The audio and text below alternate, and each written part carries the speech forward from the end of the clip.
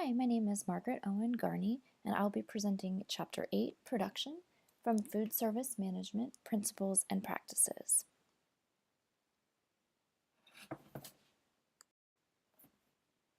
At the end of this presentation, I hope that you'll be able to understand the definition of and steps involved in food service production, to learn how production scheduling can serve as a control for inputs and outputs, understand how to alter a recipe while still maintaining the quality, understand key terms used in recipe preparation and menu evaluation.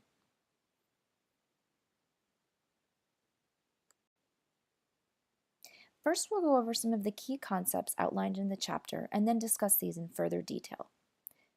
First, production is a complex transformation of ingredients to final product. An objective approach to production contributes to conservative use of inputs and desired product outputs. Recipe formulation is used to develop standard recipes that serve as production controls. The factor and the percentage method are commonly used approaches for recipe formulation. Estimates of production can be determined through forecasting. Consistent and comprehensive collection of data is essential for accurate and reliable forecasting. Numerous factors, internal and external to the food service, influence production demand.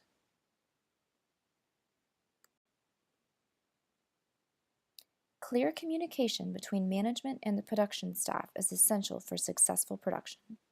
Ingredient assembly as a distinct and separate function is a common control in high-volume food service operations. Portion control is used to contain costs and ensure nutrient composition of menu items. So, what is production?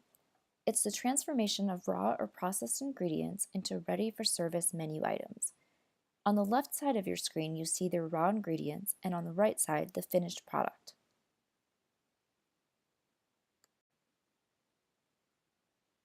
How does this process happen, and what are the steps? First, the transfer of ingredients to the production unit, then pre-preparation, cooking, and finally holding. The specifics of how and where this takes place will depend on your organization. It might all take place in one facility, or it could involve many facilities. Recipes may be standardized for ease of execution, and that's something we'll discuss in a later slide.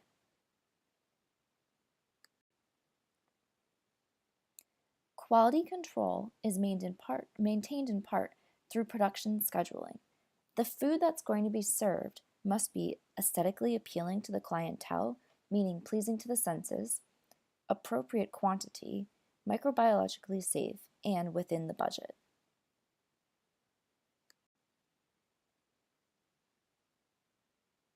Production demand is developed in the planning phase.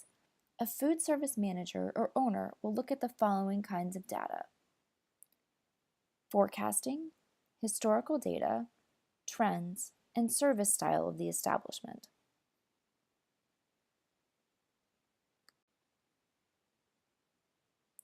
Forecasting is a prediction of food needs for a day or for a specific period of time. Why use forecasting? First, lead time. Time is needed for the raw ingredients to be ordered, for them to be transported, and for the food to be prepared, and so forth. This is the communication between the purchasing arm and the food staff. Quality standards, minimizing the chances of over or under production, which can be very costly.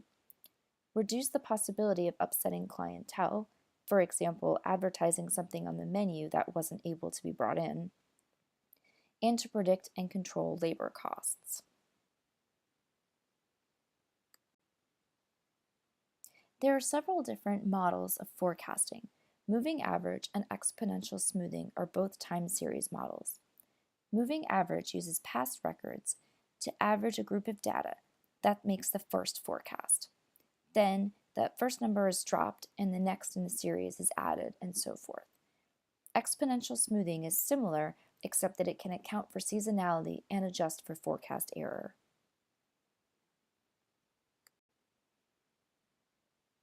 Regression and autoregressive moving average are both sophisticated statistical models.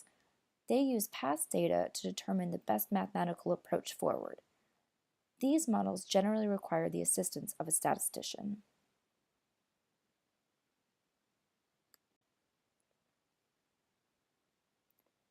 So now that we have the quantities, how do we know where to go? We look to the recipe for our procedure. The standardized recipe is a recipe that is tested and adapted to the requirement of a specific food service organization. It's also the most important control tool in production. Why would you use a standardized recipe? To make sure you have consistency, planning, purchasing, forecasting, recipe cost, and pricing.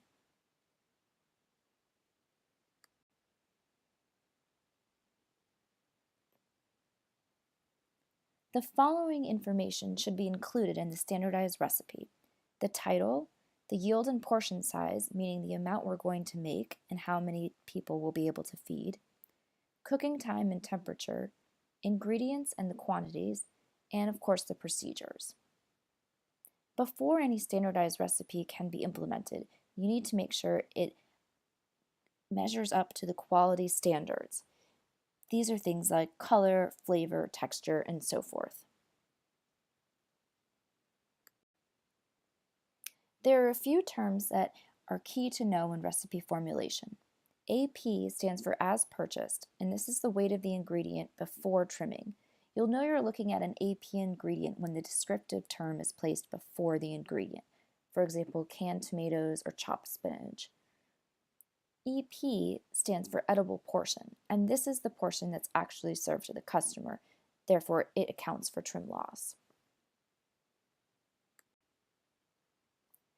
So what if you need to adjust your recipe quantities? You can use two different methods. The first is the factor method. In this method, the quantity of ingredients in the original recipe are multiplied by a conversion factor to get the new quantity. You take your desired yield over your known yield, and that's your conversion factor. The other method is the percentage method. Here, the percentage of the total weight of the product is calculated for each ingredient. The percentage remains constant for all future adjustments. Recipe increases or decreases can be made by multiplying the total weight desired by the percentage of each ingredient. Small quantity recipes can also be adjusted to serve a larger crowd. First, you want to make sure that that recipe is appropriate for your particular food service organization. Quality is easier to be maintained if you can enlarge it in steps.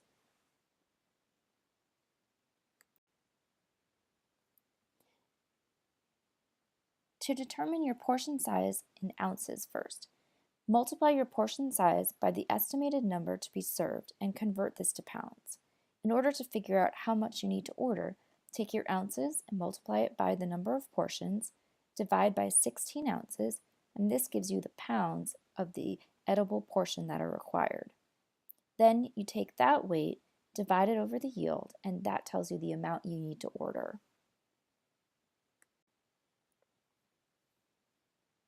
Now that we know how much we need, how do we communicate that production demand to our staff?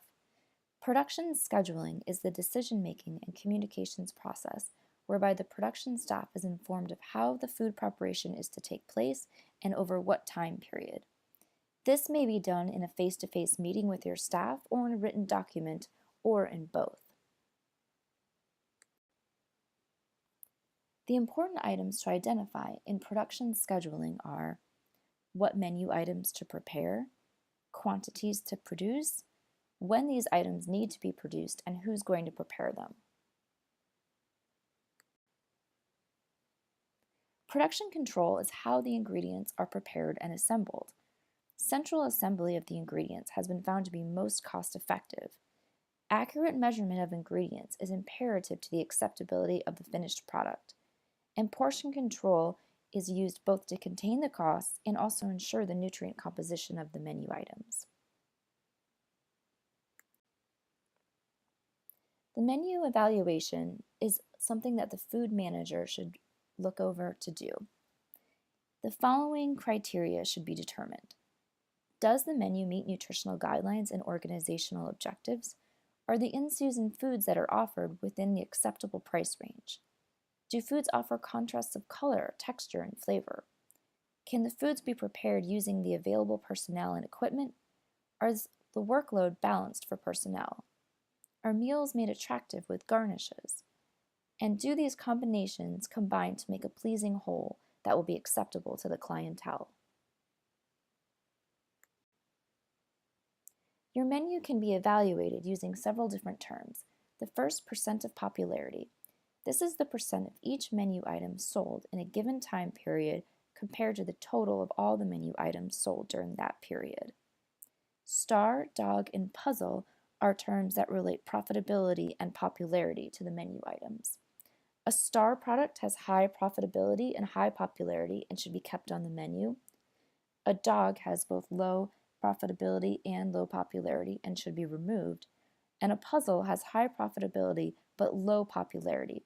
This would be a good item to call out to your wait staff to make sure that they are promoting it.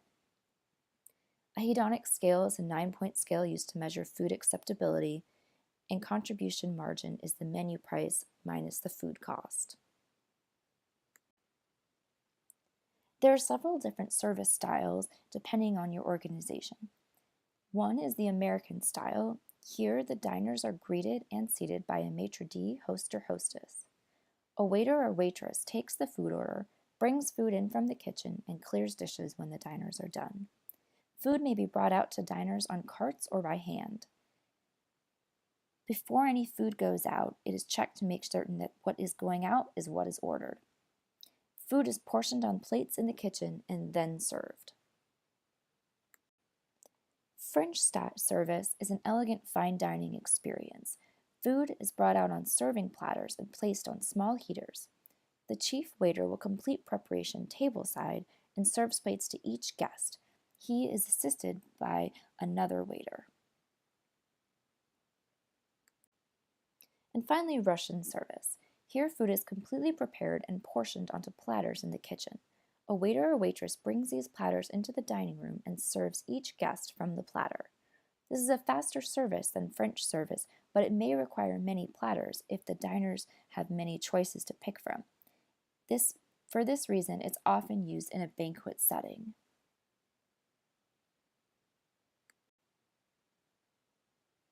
Finally, here are the references that were used for this. The first will be, of course, the main food service management book, but several other sources were used for the menu evaluation. Thank you.